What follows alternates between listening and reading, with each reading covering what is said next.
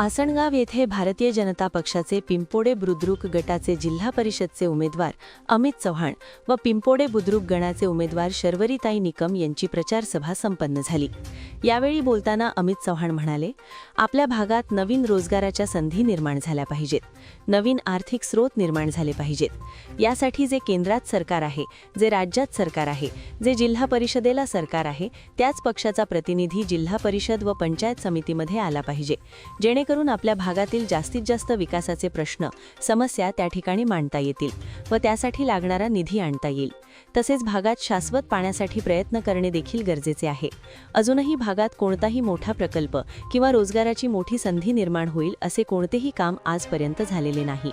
एकदा भारतीय जनता पक्षाच्या उमेदवारांना संधी द्या, आम्ही कामाच्या माध्यमातून त्या संधीचे सोने करून दाखवल्याशिवाय राहणार नाही, अशी ग्वाही यावेळी अमित चव्हाण यांनी दिली। यावेळी कुमार भोयटे, पिंपोडे बुद्रुकच्या सरपंच दीपिका लेंभे यांनी मनोगते व्यक्त केली। सदर प्रचार सभेसाठी आसनगावातील भाजपचे पदाधिकारी व कार्यकर्ते मोठ्या संख्येने उपस्थित होते। युवकांना सहजगत्या काम मिळेल अशी यंत्रणा आज जरी आपले संपर्क आणि संबंध अगदी मुख्यमंत्र्यांपर्यंत असतील तरी सुद्धा जोपर्यंत लोक बरोबर नाहीत तोपर्यंत त्या शब्दांना ताकद मिळत नाही। आणि म्हणून ह्या सर्व गोष्टींचा विचार करता या ठिकाणी जिल्हा परिषदेसाठी पक्षानं मला उमेदवारी दिली आहे, पंचायत समितीसाठी शर्वरीताईंना उमेदवारी दिली आहे। आम्ही दोघं सुद्धा भारतीय जनता पक्षाच्या कमळ चिन्हावर उभे आहोत।